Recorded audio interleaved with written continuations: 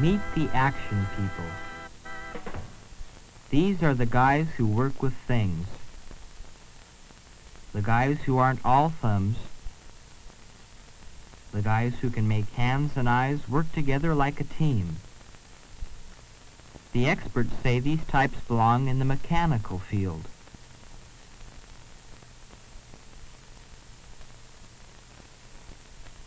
It doesn't pay to lend this guy your car.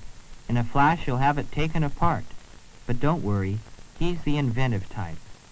He can improvise, design, or improve on just about any mechanical device around, and does so every chance he gets. Pretty good at math, too, but not just for math's sake. He can apply his math to his interest in things, like maybe building a ham radio rig, or would you believe testing equipment.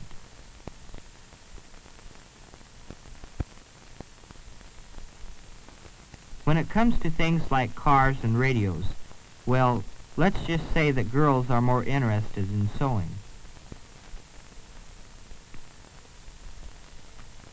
It takes a pretty important mechanical ability to look at the pieces of a pattern and visualize a finished dress. What do the experts call these abilities? Oh, fancy names like, person isn't all thumbs. The experts say he has good fingers, and that's good. If you can look at a flat drawing and see a 3D object, you have good visualization. That's good too. So is the ability to make accurate measurements.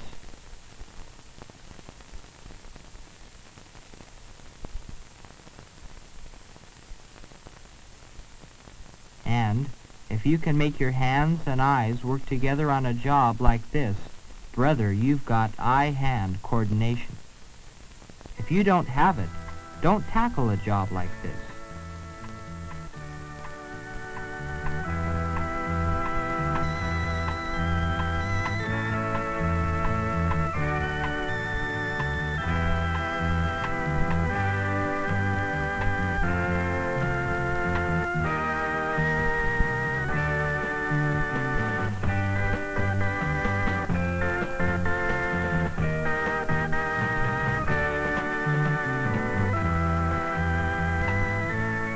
What it all adds up to is this. If you like the things you've seen people doing in this picture, if your bag is things, making things, repairing things, operating things, then you have the interests and the abilities most often found among people who work in the mechanical field. There's a lot of satisfaction in being able to create something tangible from little more than an idea, or in making a sick engine well again.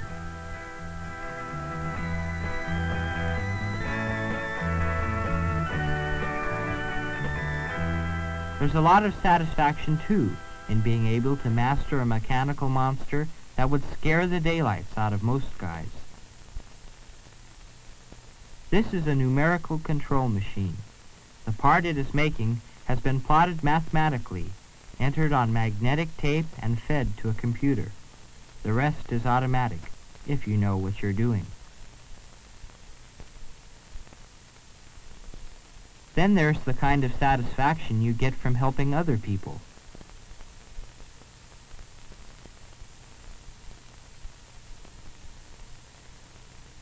The good inside feeling that comes from knowing that you are making something people need and want. The satisfaction of being able to do the things which help to make a better life for all of us. When you add the satisfaction that comes from doing a job you really enjoy while providing for your family, well, that's a hard combination to beat. How deep you get involved depends on you, your interests, your abilities, and how much of yourself you're willing to invest.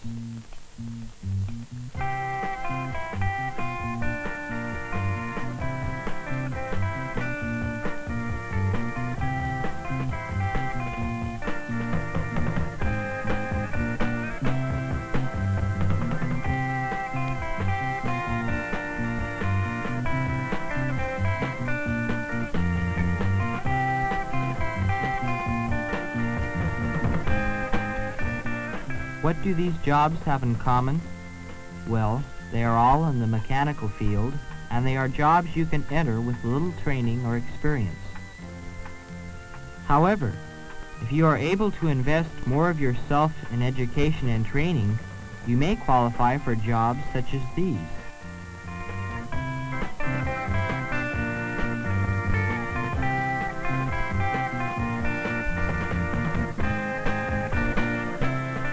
These jobs are on the skills level.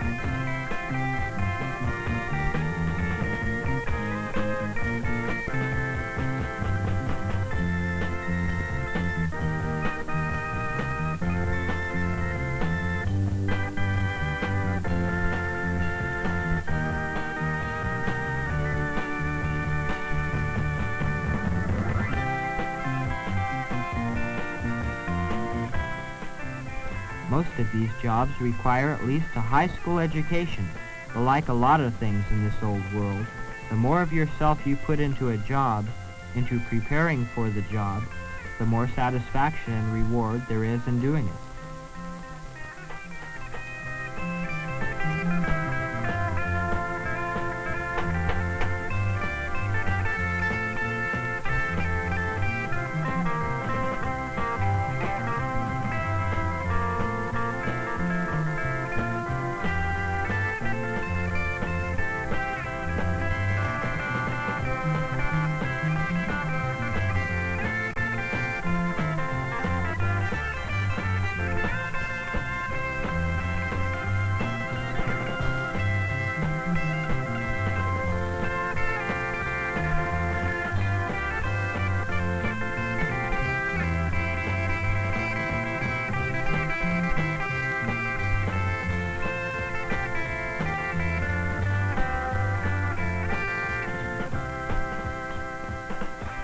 Interests and abilities coupled with education and training, that's the key that will open the door to the future you want.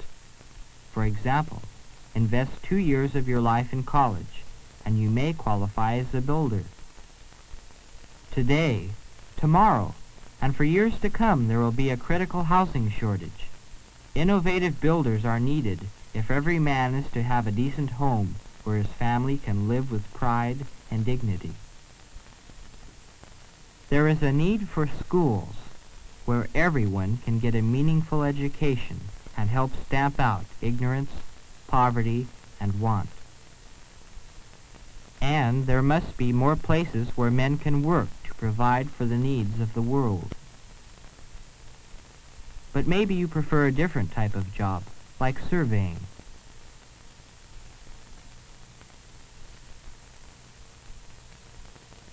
Or how about a draftsman? The man who takes an idea and lays it out in black and white. Maybe you can accomplish more by helping other people to work more efficiently, say like being a production manager. Then there's the engineering technician. You might call him a working engineer. He's the guy who takes a lot of far-out ideas, figures out how to make them work, then proves that it will work before going into production. Jobs like these grab you. You have to work for them, and the place to start is at your friendly college campus with that high school diploma in hand. Level? The guidance counselors call this the semi-professional level. Okay, what about the professional? Professional level jobs generally are open to college graduates only, 4 years and a degree. Often additional training is required, and usually a state examining board must issue a license before you can work. For example, if you'd rather fly a jet than work on its engines, you're still in the mechanical field, but you need more education, training, and of course, a pilot's license. And would you believe that some of the same aptitudes of a good pilot are also needed by a dentist? Finger dexterity and eye-hand coordination, for example. Even a surgeon, particularly an orthopedic surgeon, deals in things mechanical, bones, joints, and muscles. If you like to design things, computers, mass transit systems, or a new piece of production equipment, then you need college and training as an engineer. Or if you want to create a new type of structure using new kinds of materials and construction techniques, start with training as an architect. Unskilled, skilled, semi-professional, professional.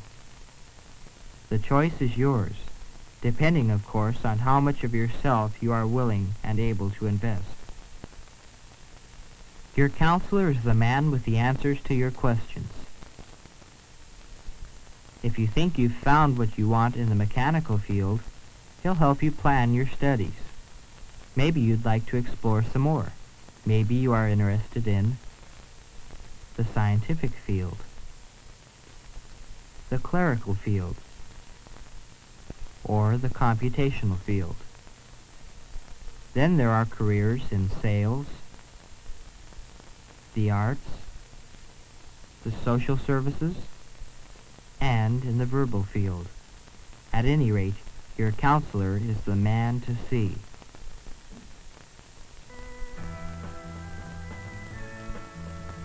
Whatever field you decide to enter, enjoy yourself. Work isn't a drag to the person who is doing what he wants to do.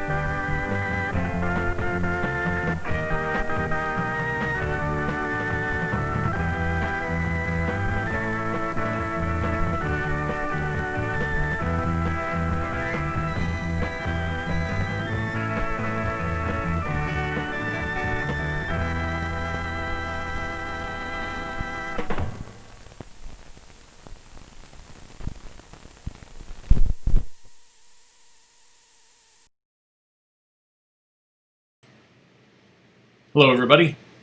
I'm Skip Elsheimer. Welcome to our lunchtime streaming show, AV Geeks Lunchtime Streaming Show, where we watch old educational films from the AV Geeks collection of over 27,000 films. And this was actually, let's see if I can position the camera. This is Telecine. I'll start to rewind. You can see I'm actually transferring this live. To some of you who were confused on Facebook, Facebook is horrible when it comes to trying to have a backup show ready in case there's some sort of natural disaster event. So last week we potentially had, hurricane weather came through, tropical storm weather came through, and which usually means that I lose power and or internet. And so I had a show ready to go just in case. And YouTube lets me kind of keep it up there and move it periodically, but Facebook lets me move it about a week, and then it's hard to re-edit it and figure out how the UI has changed so much and is so convoluted that it started showing an hour earlier than it was supposed to show. So it's very frustrating. And I apologize for that confusion, and I stopped it, I hope, in time. But for you guys on YouTube and Twitch and other platforms, you're going like, who cares? So there we go. Yeah, that last film was great because there's these long musical interludes at the beginning and the end. And yeah, it's kind of fascinating. It's I think this is Oxford Films' version of the Is a Career in Blah for You, those counselor films that from the Beltway, Maryland, D.C. area. Speaking of D.C., this is a tiny episode of a thing that used to come on Saturday morning on CBS, I think. It's Friends In, and it shows different kids in different parts of the United States. And this is Friends in Washington, D.C. Enjoy.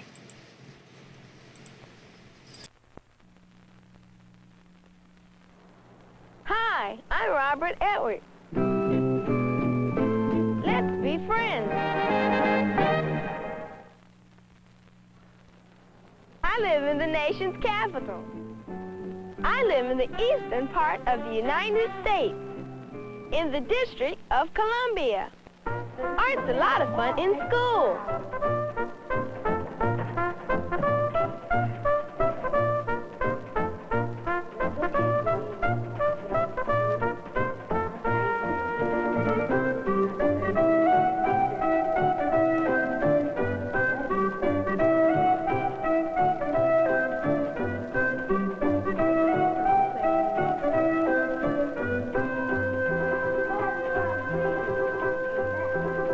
I live in Washington.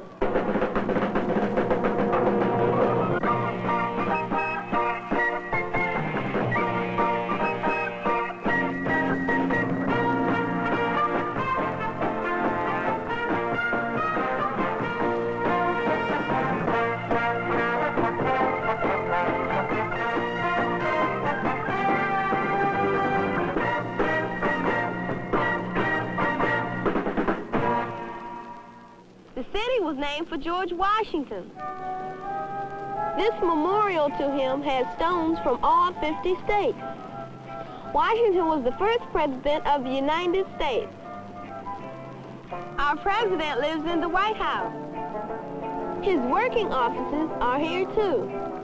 The president recommends laws to Congress. He also signs laws decided by Congress.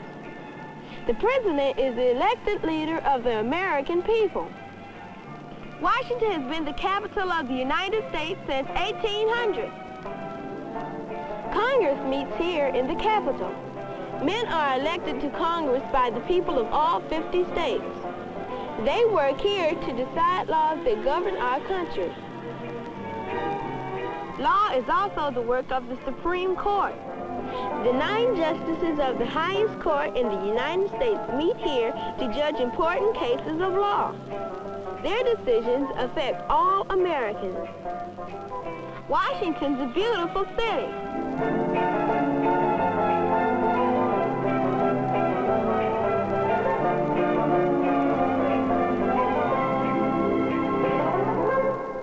Ready? Yeah. Come on!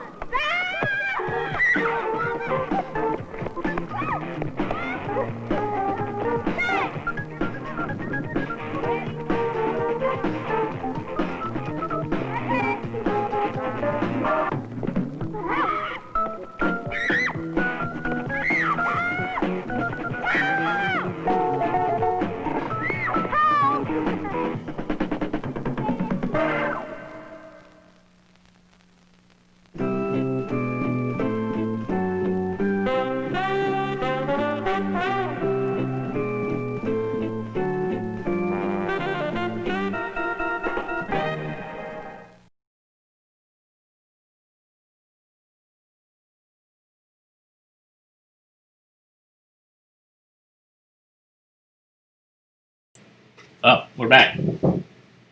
Those are always short, so this is not very interesting. But there we go. Let's see if I can get a sense of what I'm doing here. Threading up the next film.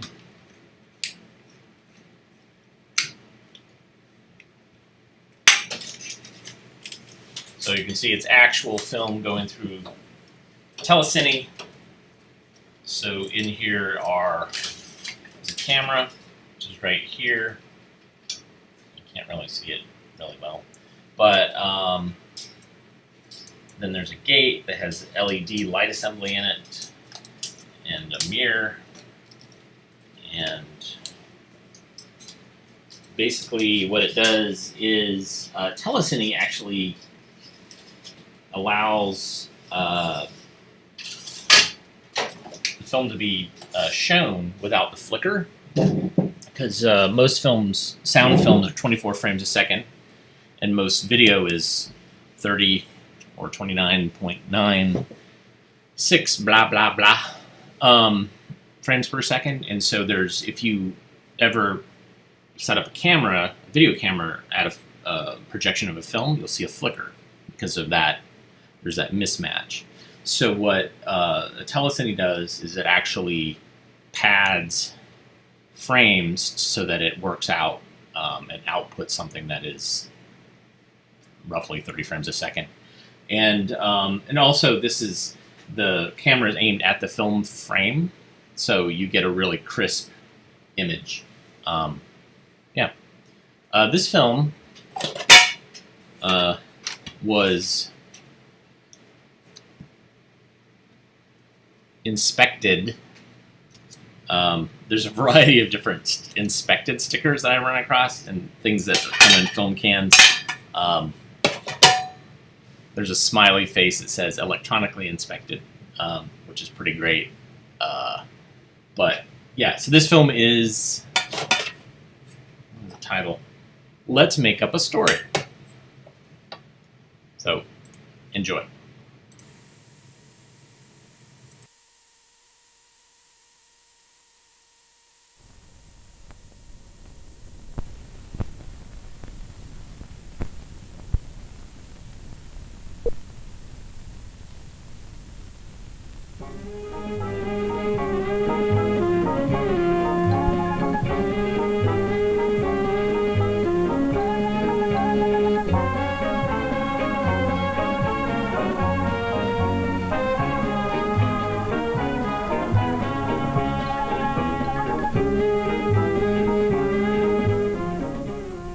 What's your favorite story?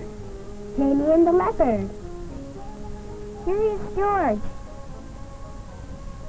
The Snowy Day. Suppose you wanted to make up a story. You know what you'd have to use?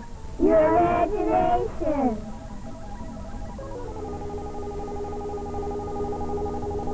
With your imagination, you can be anyone.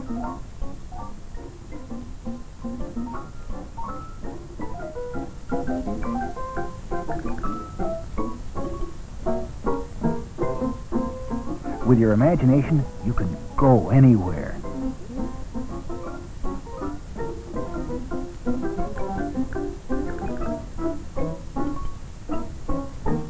With your imagination, you can do anything.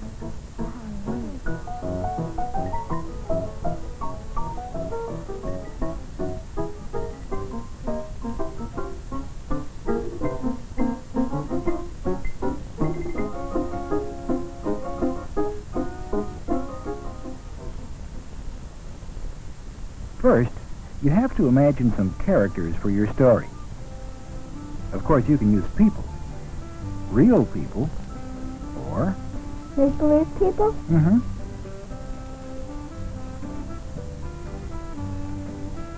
Remember the story of King Midas and the Golden Touch? Mm-hmm. Oh, yeah.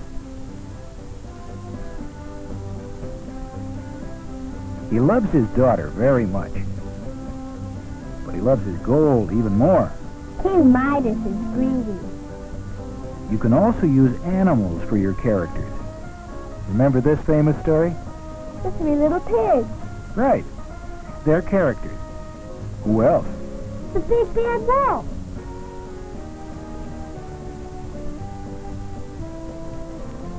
You can use other kinds of characters, too.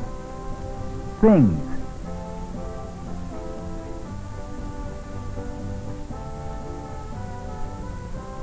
A lighthouse and a little ship. Right. And in this story, the characters are... A lady. An egg beater. Some eggs. If you were making up a story, there are a lot of characters you could use. Humpty Dumpty. A scary man. A sailor. A baby duck. Quack, quack, quack, quack. Next, your story needs a setting. The location for your story. What's the setting in this story? A big boat. A castle. Let's imagine some of our own settings. Can you describe them? Under the sea.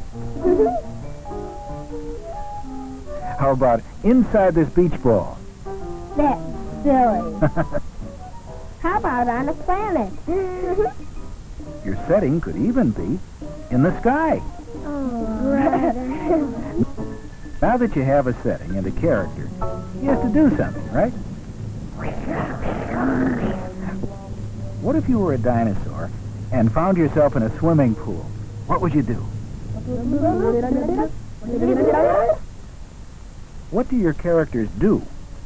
What happens to them is the plot. For instance, little Tom Thumb has a problem. An evil spider has come into the castle to steal the king's treasure. Tom has to stop it. Will he win? come on, Tommy, go, come on. The egg beater and the housewife are having some difficulties. The eggs in the carton are his friends. He just can't beat them. How will the egg beater and the housewife straighten out their problem? That is the story's plot. The ugly duckling is so ugly that everyone always makes fun of him. As he grows older, he has no friends or family. And he decides to live all alone.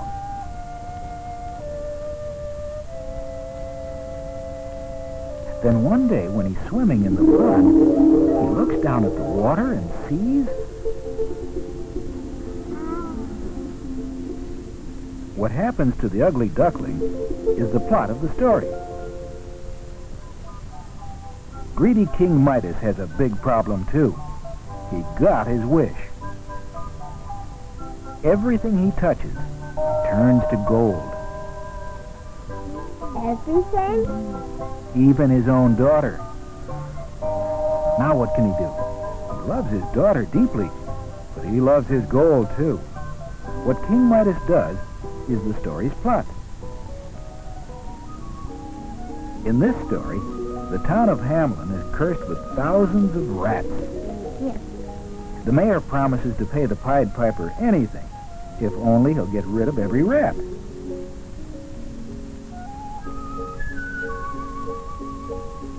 So the piper charms the rats out of the town and into the forest, never to return. But when he goes to be paid, the mayor won't keep his promise and refuses to pay the piper. What does the Pied Piper do? The way the characters solve their problem is the plot of the story.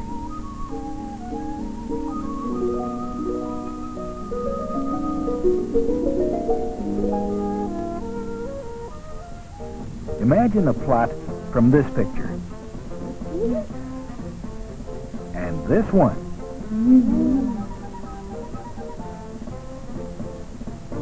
Make up some action from this. And this. There's a plot in this picture. And this one. Hey, that's the moon. Uh-huh. And finally, your story needs an ending. The ending tells what happens to the characters, how the plot is settled. At the end of this story, does Tom Thumb win his battle with the evil spider? Come on! Yeah! Come on! Go! Yay!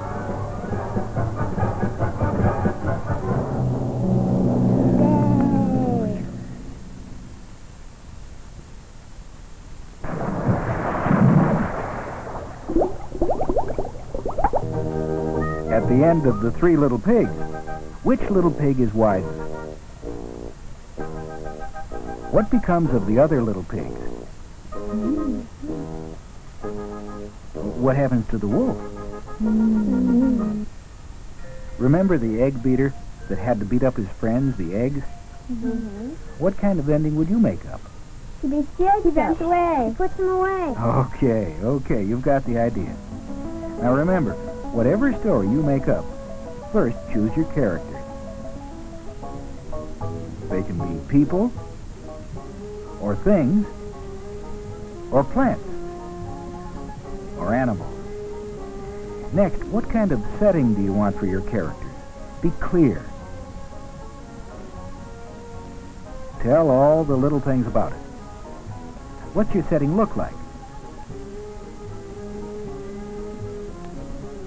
Now, what happens to the characters in your story?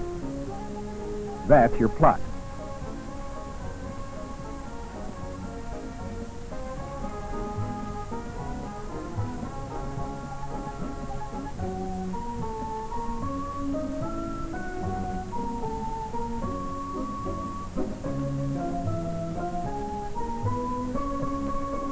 Finally, you need an ending for your story.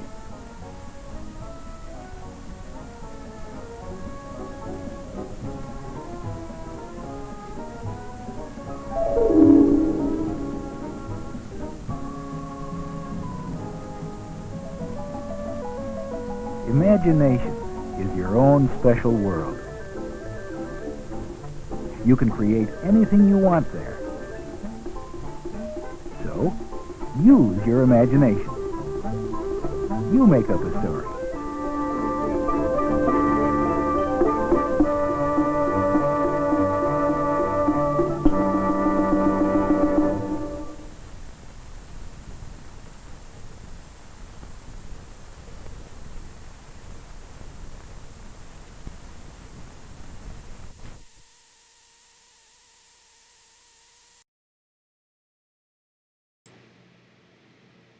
That's actually a really great film. Lots of nice shots of different things, and yeah, lots of, get your mind thinking about different stories and about how to tell a story. And this would be easily something shown in language arts class, and the idea would be then the teacher would have students write a story, come up with a story. So, I like films like that. I do definitely remember liking writing stories in elementary school. They were all probably related to some sort of Star Wars thing, but yeah.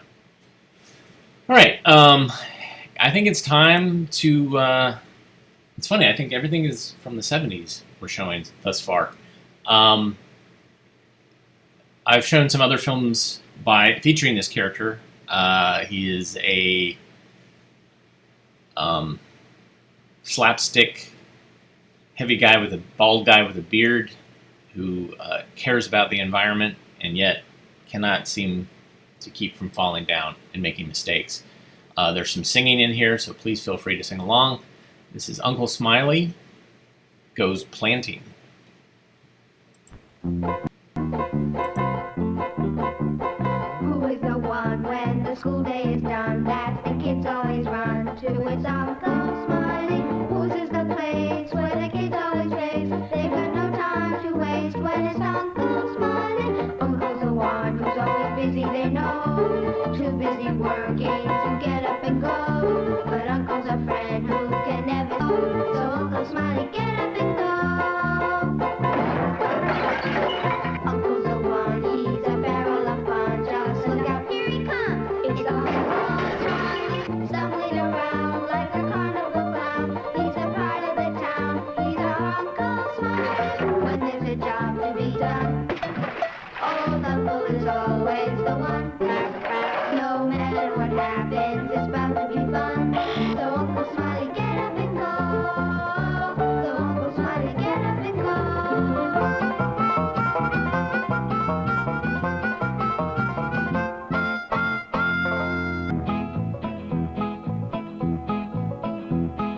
Let me tell you about the special time Uncle Smiley took us on a trip planting. We took some shovels and some baby trees each of us was looking forward to planting.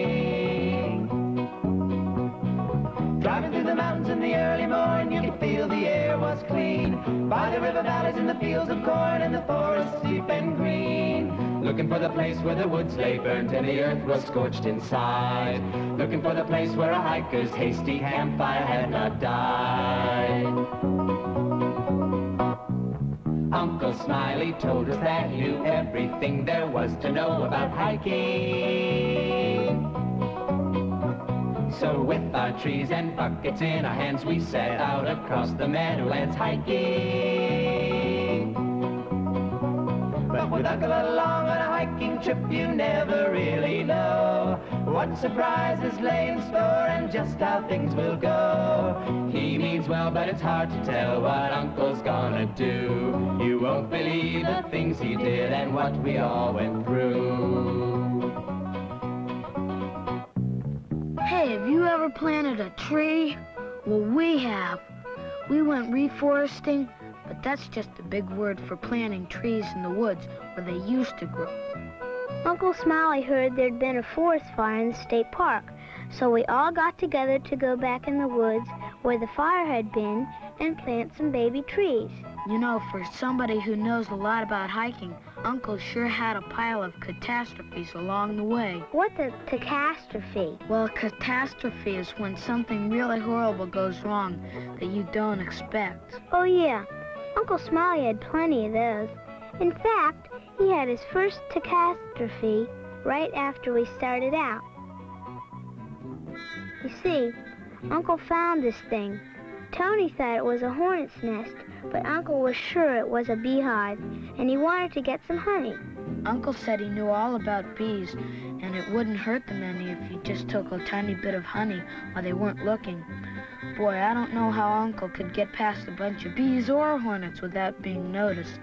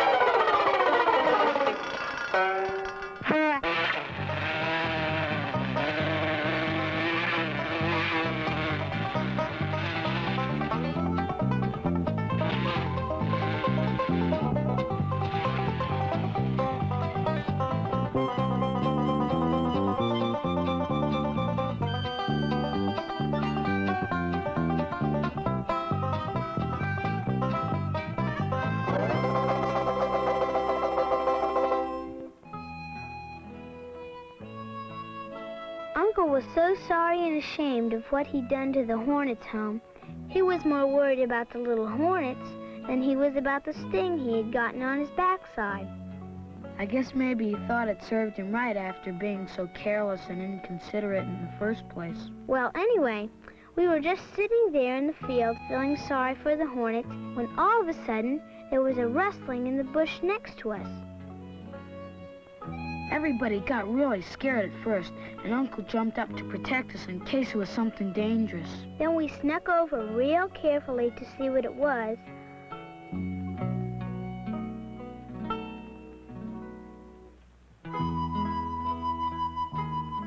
It was just a poor little rabbit with its paw caught in a big steel trap. The little rabbit could have never gotten out of the trap, and if we hadn't have come along, he would have just stayed there and starved to death. Uncle went over to his knapsack to get a pair of thick gloves to open the trap with. He had to be real careful and quiet not to scare the bunny. Traps are such mean things, they don't seem fair. Uncle Smiley said that they were against the law in the park anyway. I can't understand how some people can hurt animals like that. Sort of like they don't think animals have any feelings or anything. Yeah, they don't seem to realize that animals and people should be friends.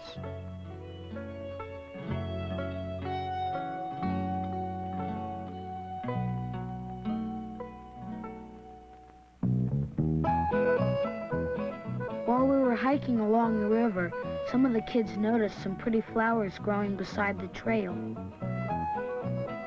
Yeah, and they went over and started picking them. I guess they didn't realize what they were doing. Uncle Smiley came back to stop them. He reminded them that if everybody did that, pretty soon there wouldn't be any flowers for anybody to look at when they were hiking. And there wouldn't be any place for honeybees to get food from either. Bees need flowers just like people. Everybody needs flowers. Many people realize animals and people, we're all related. And many people still don't realize every form of life they know is related. They all come together in a special way to make the world go round. Rabbits and trees and flowers and bees and the grass upon the ground. Each has a certain job to do and lives in a certain way. Big or small, they touch us all, and each in a different way. Uncle had a bad habit of reading while he was hiking, and that got him into an awful lot of trouble sometimes. Actually, though, it wasn't always his fault.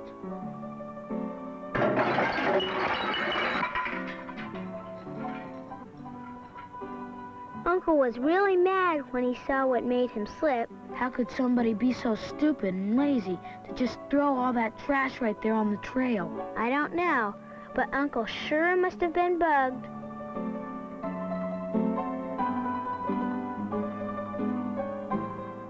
The thing that got him the most were all those papers and trash from cameras. How could anybody be so stupid to take a picture of something beautiful and then throw the trash all over it to make it ugly?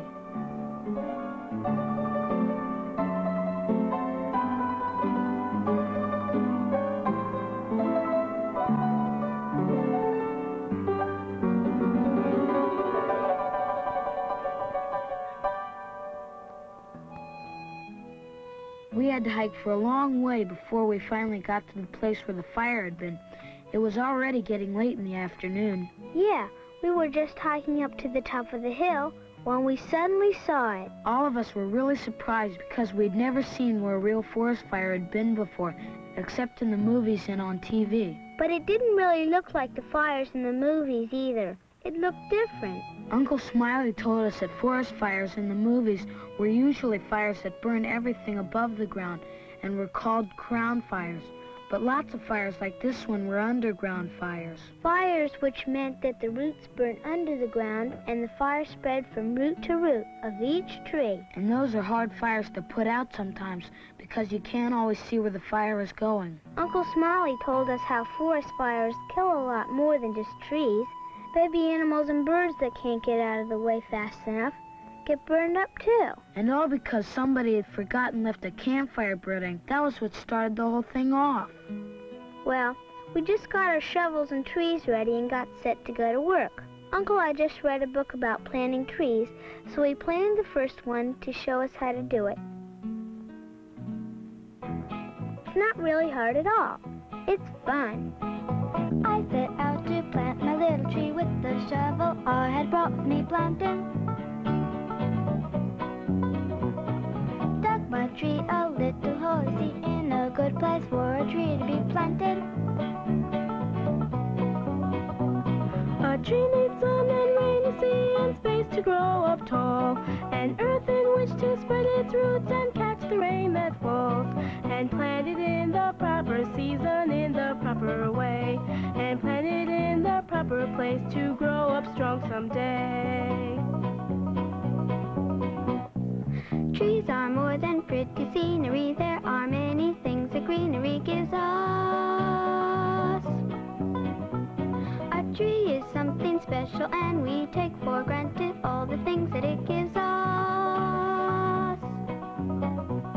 For from the trees we all receive the gift of air we breathe. So much air that fills the earth begins with tiny leaves, and trees will help the land retain the soil in which we sow, and help retain the water from the rains and melting snow.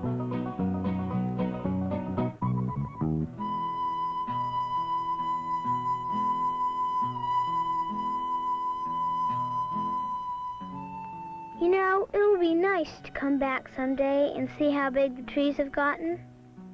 I wonder how big they'll get. Real big, I'll bet.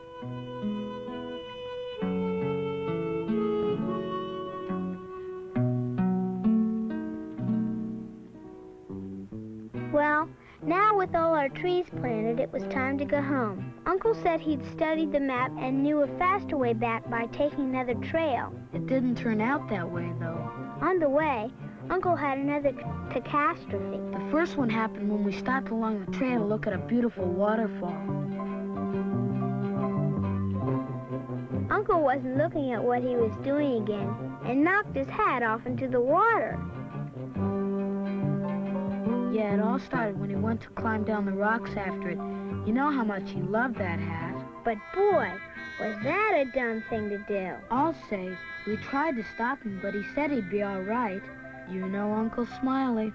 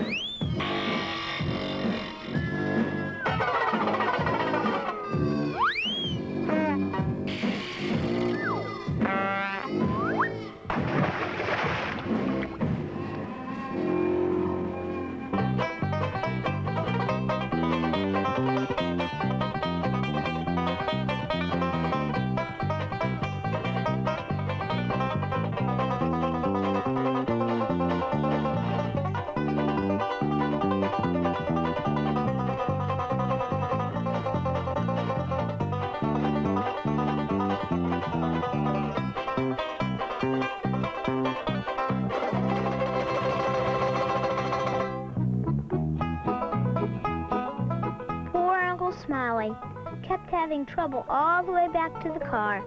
Everything kept happening to him. Yeah, by the time we got back, he could hardly walk.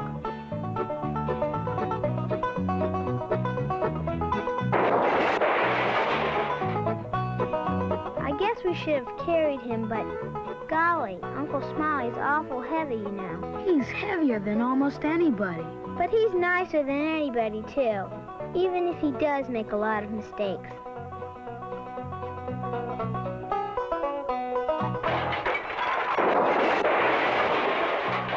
Now we've told you about the special time Uncle Smiley took us on a trip planting.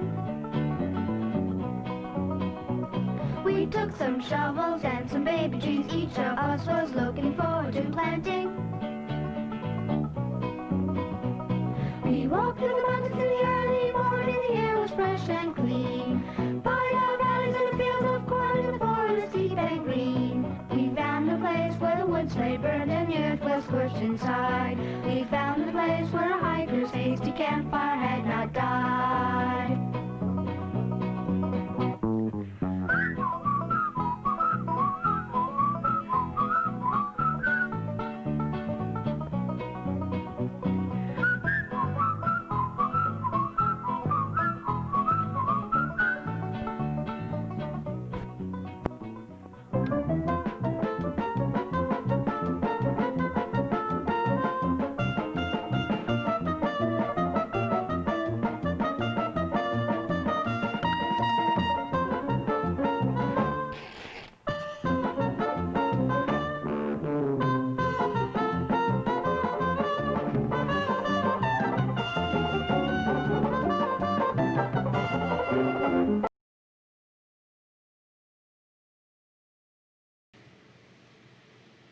Thanks, Girl Scouts of America, for that. Yeah, I've shown quite a few Uncle Smiley films, and I think I have a couple more to go. So I'm excited that people are responding, not in a positive way, but in a way that they're fascinated by the curiosity that is Uncle Smiley. I wanted to say a quick thank you to William and Julie for buying me coffee. AV Geeks runs on coffee, and you're welcome to buy us coffee by going to this link and buying us coffee. I'm wearing the new AV Geeks shirt, which we are shipping out this week. We've sent out about a third of them. We're sending them out today, and then we'll keep going through. But people that in the past contributed some money, some coffee, they paid more than $25 for coffee, they get a t-shirt, and my gratitude. So thank you for supporting us and buying coffee. All right, so this next film is it's a story.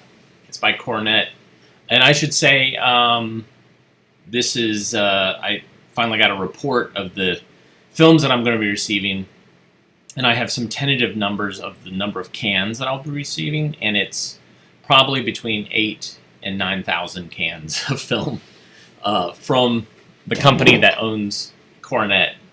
And supposedly a lot of these are pristine Kodachrome prints, which is really exciting. And so I'll be certainly highlighting and showcasing these. And a truck might be showing up next week. I have a storage space that will accommodate these pallets of films, like 12, 13 pallets of films. So it's exciting, and I'm happy to have an audience that will appreciate what I'm showing. And they won't be as faded, I'm hoping. You know, the Kodachrome won't fade, but there's Ektachrome in there as well, which will probably have some issues. But I'm excited to be showing these. So this next film is a Cornette film, and it's probably faded a little bit, but there you go. This is The Lonely Scarecrow.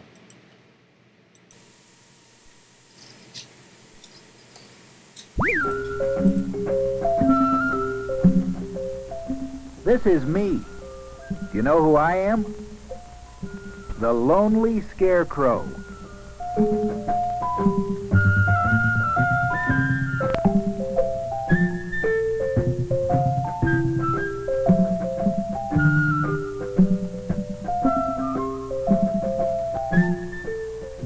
My story started one spring morning on a farm. I wasn't even made then. Barbara and Frank were visiting their grandfather for a few days and watching him plant corn. Just as he was coming for more seed to plant, Frank and Barbara began to shout about crows in the field. What a nuisance crows can be. They do love to eat corn. They can pluck the kernels right out of the ground about as fast as a farmer can plant them. Well, they chased those pesky birds away before they could do much damage. But Grandfather remembered when he was of age, he had made a man out of straw and old clothes to scare the crows. A scarecrow. Yes, Frank and Barbara both had read about how farmers used to make scarecrows to protect their fields. And that's how I got started.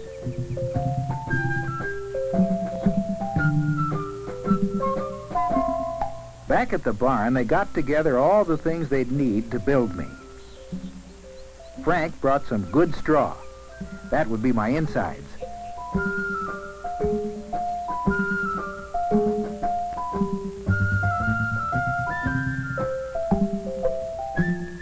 Then Grandpa nailed together something to hold up my outsides. A wooden frame. They made me a happy face. They put Grandpa's old shirt and overalls on the frame and stuffed them with straw. They filled me up nice and round and put me all together. And then I was finished. Wasn't I handsome? All I needed now was a hat.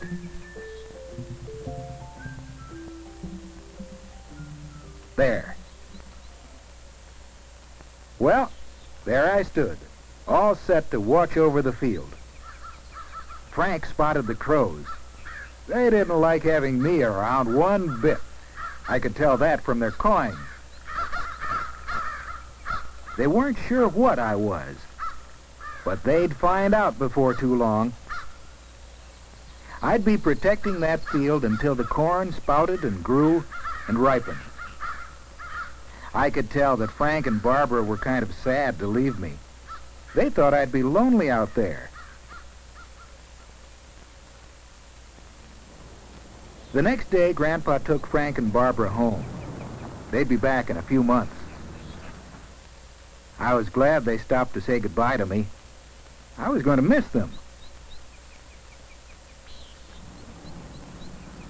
I watched them go, and I was sad, too. But I knew my job would keep me busy watching. And it was an important job, too. Yes, sir. Well, at the start, I was a little lonely. There didn't seem to be anyone around. But then I started looking carefully. The trees in the woodlot were putting on their green spring finery. In some spots, there were beautifully colored wildflowers. Then, one day, I saw something moving. Over there, under the trees. A skunk. She seemed very busy searching for food after her long winter's sleep.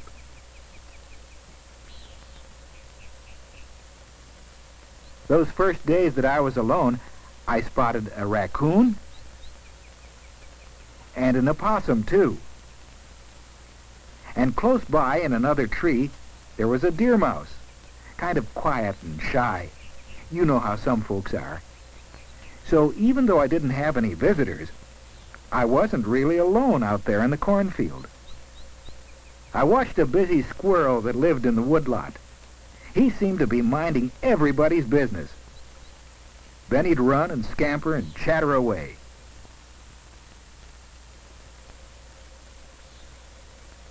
The birds were too busy building their nests or warming their eggs to pay any attention to squirrel nonsense. And sometimes those birds would sing.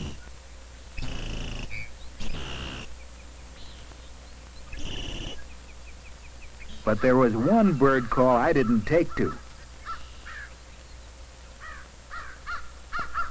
I sure didn't like the cawing of those pesky crows. They hadn't forgotten the sweet corn seeds. So finally they got brave enough to come down to the field, hoping I wouldn't see them. But I saw them, and I scared them the only way I could, by flapping my arms. That sent them packing for home every time. My flapping kept them flying out of the cornfield I had to protect. At the edge of the field, I had more pleasant bird neighbors, a family of bobolinks that had made their home in the tall grass. Yes, sir, I had lots of neighbors out there. Of course, you had to look sharp to see some of them, like the nervous little gophers and the frisky field mouse. And almost right under my feet, I had other neighbors that lived mostly underground, the ants that were forever running from their nest, and an earthworm that churned up the soil. Lonely? Me? I should say not. Not with so much company living nearby. And as the spring days grew warmer and longer, the young corn sprouts began to push up out of the ground and stripe the field with green. I could see that they were good, strong plants, and I was proud that I'd protected them from the pesky crows. Those corn plants weren't the only young things around either. Why, out in the woodlot, Mrs. Possum was toting her brood of young'uns around. And Mrs. Raccoon was teaching her offspring how to search for food. So was Mrs. Skunk. In her nest in the long grass, Mother Bobolink was feeding her soft, downy fledglings. A mother rabbit had moved into the short grass where she'd made a nest for her babies. It was one of her babies that gave me the scare of my life. It didn't happen in the spring, but later, in the summer, when the corn plants had grown big and tall, almost up to my shoulders.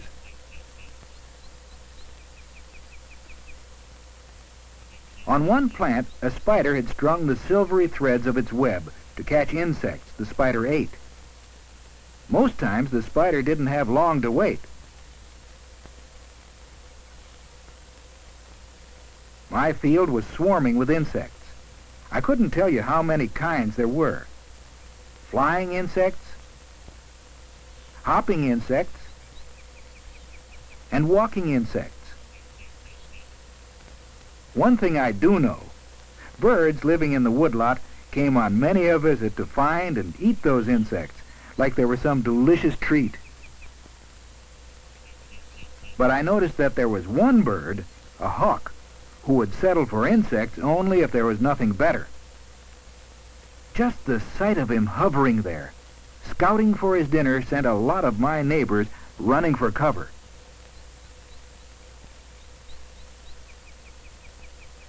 It looked to me like the hawk wasn't going to find a big dinner today. Or was he? Because I looked down and, oh, there was one of the young rabbits that lived at the edge of the field.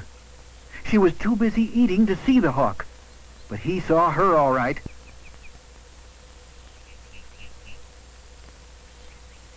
He wasn't scared of me, but maybe if I flapped my arms, he'd take his sharp eyes off her for just a second. He did, and that second was all the rabbit needed to scamper away between the tall corn plants. Well, this was one time he wouldn't have rabbit for supper. But I hoped the little rabbit had learned a good lesson.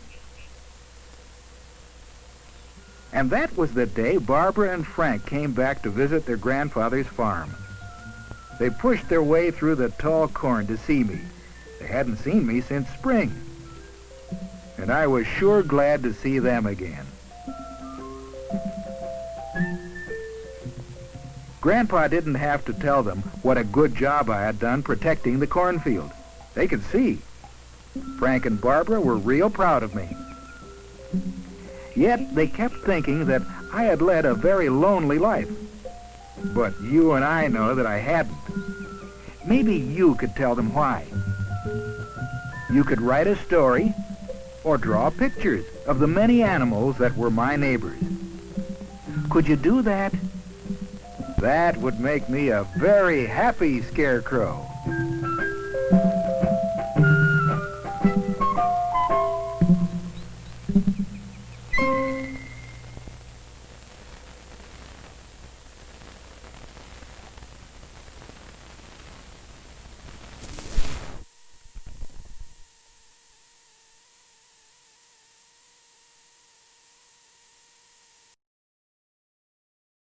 So many windows open on this computer.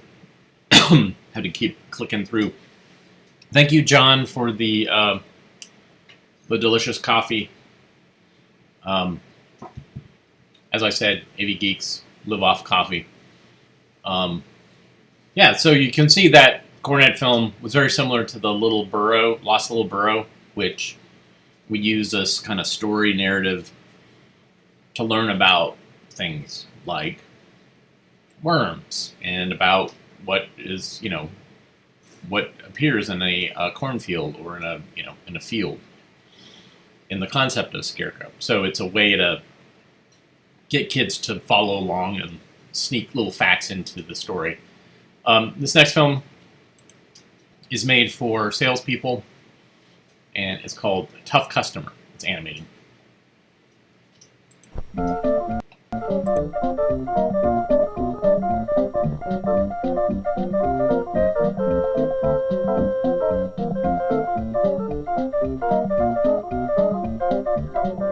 Oh, what a day. First Louis and Chandler louse up my shipping schedule, and if that's not enough, Haley comes up with a new rule that says we have to do the paperwork on all salary. And then to top it off, right in the middle of the busiest season of the year, Henderson ups and quits and goes to work for Windsor Oil. Oh, boy, am I frustrated. Oh, the next person that starts to give me any guff at all, I'm telling you. It's a salesman to see you, Mitt. What company did you say you were with? Caltronics? Caltronics, Mitt. This'll be a cinch. Now that I've gone to the Horatio Alger Sales School and learned the 6 rules for successful selling. Sellers, Jack Sellers. Good work, Sellers. Congratulations. Thank you, sir. And always remember, Sellers, the 6 golden rules of selling. I will, sir, just like you taught us. Mr. Middle will see you now, Mr. Sellers. Oh, thank you. Ah, Mr. Middle. Yeah, what do you want? What do you want? Let me show you something amazing, Mr. Middle. Well, it's amazing, all right. But so is a Titanic. Do you ever have any problems with paperwork, Mr. Middle? Problems? Listen, I've got so many invoices. Even my invoices got invoices. It'll keep a record of all invoices. It'll keep a total account, a running account, a daily account, a cumulative account. And, most important of all, it talks. Now, give it some data and ask it a question. What are the correct billings to Upland Pharmaceutical? Hi there, big boy. Why don't you come up and see me sometime? Hey, what kind of an answer do you call that? Well, it takes a while for the computer to warm up. Yeah, but that voice, are you kidding? Well, the voice has given us a little trouble, but it's a lot better than it used to be. It used to sound like Bugs Bunny. Whenever you asked the question, it would always say, what's up, Doc? Here, look at this diagram. Hey, this diagram is ridiculous. It's about as ridiculous as that machine is, I'll tell you. Just give it a second to get ready. Go ahead. Try the question again. Okay.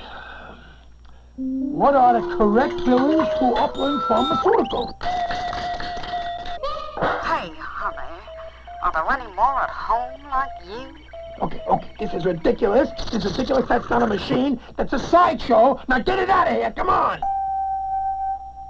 Here, Mr. Middle, sign this order form. Order form? Are you kidding? Now here's what I do with your order form.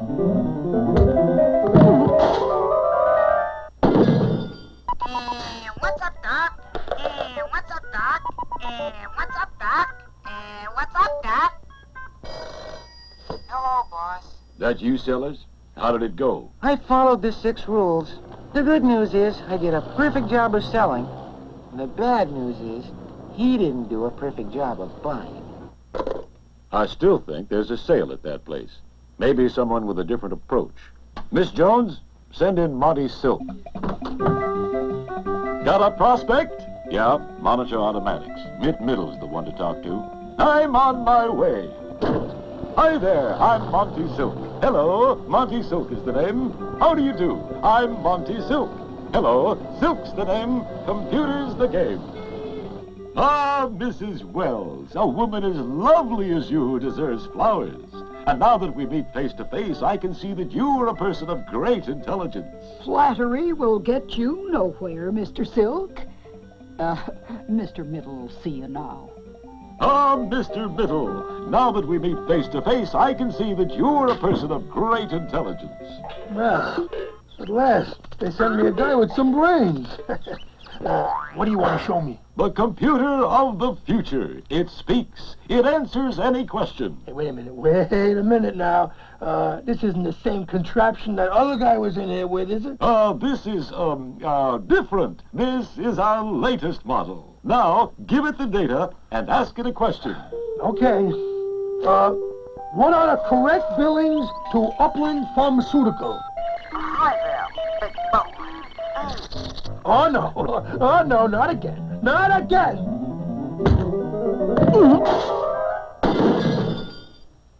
Why don't you come up and see me sometime? See me sometime. See me sometime. now that we meet face to face, I can see that you're a person of great intelligence. I still think there's a sale at Monitor. If only we had someone to send. Why not me?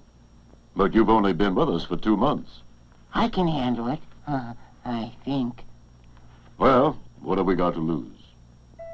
How do you do, Mr. Kittle? Middle. How do you do, Mr. Dingle?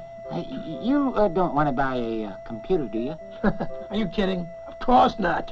Get out of here, will you? Will you? I didn't think you would. Wait a minute. Where are you going? What kind of computer is it? You wouldn't like it. What's the matter with you? What kind of a salesman are you anyway, huh? Well, I'm kind of new. Of course. You know something? That's the trouble with the world today. Nobody cares anymore. You know, you're just like all the people I've got working for me here. They don't have any pride in their work. Come on, speak up. What kind of a computer is it? A Caltronics talking computer. Okay, well, bring it in here and show it to me. Act like you're proud of it, you know what I mean? I'd like to show it to you, but I don't know how to put it together. No? Well, it just so happens that I've seen one put together. Here, come on, I'll show you how. See, now, you're supposed to tell me how great this thing is. Huh? It is great, isn't it? Huh? I guess so. Oh, boy.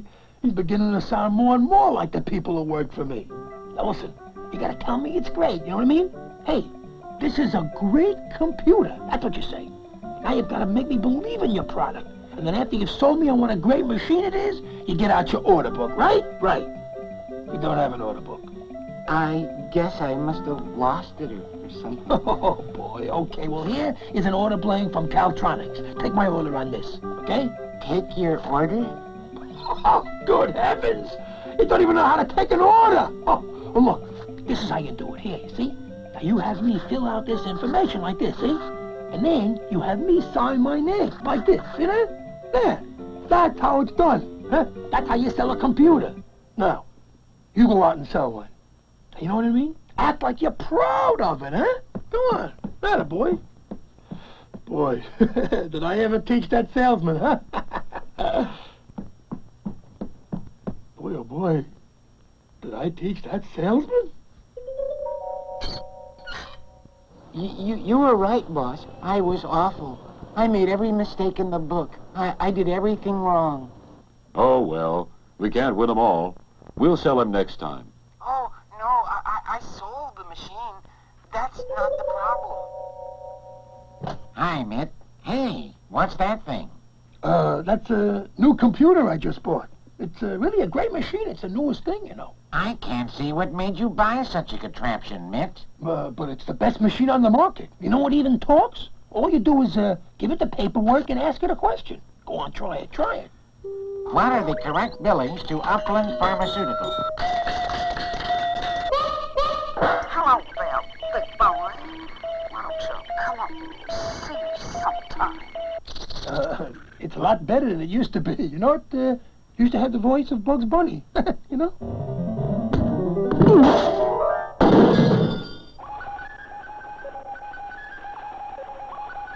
The correct billings to Upland Pharmaceutical are invoice number 23458, dated 6 April, $150.30. Invoice number 23460, dated 10 April, $1372.21. Invoice number 23462, dated 20 April.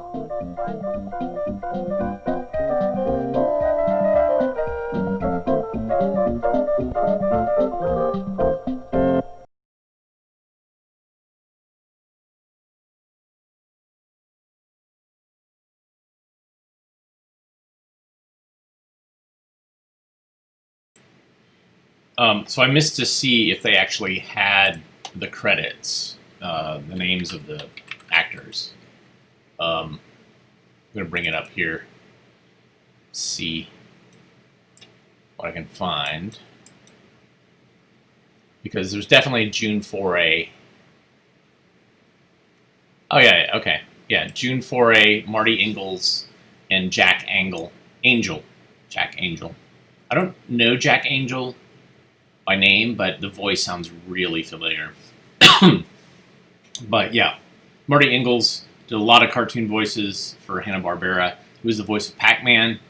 He was also married to Shirley Jones, lucky guy.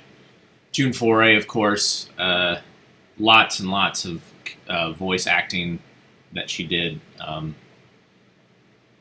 for Warner Brothers, but also, of course, the voice of Rocky, Flying Squirrel. Yeah, so there you go. Tough customer. Thanks again, everybody, for tuning in, and I look forward to seeing you guys tomorrow, Wednesday. If you like what you saw, YouTube gives you the ability to like and subscribe. Facebook, I think, does too. I don't know about these other platforms of Twitch, and I think you can follow us on Twitch. Twitter, I don't know. I think you can, maybe you can subscribe. I really don't know. It's all these different social media platforms have their own little subtle variations on how they engage and notify with you, and sometimes they work and sometimes they don't, and they just break in horrible ways. So there you go. That's technology for you. But I just wanted to say thank you. I enjoy your comments. I enjoy letting the fact that you let me borrow your eyeballs for about an hour or so to show it some crazy stuff. And there's lots more where that came from. So hopefully we will see you again tomorrow. Everybody have a good rest of the day. Take care.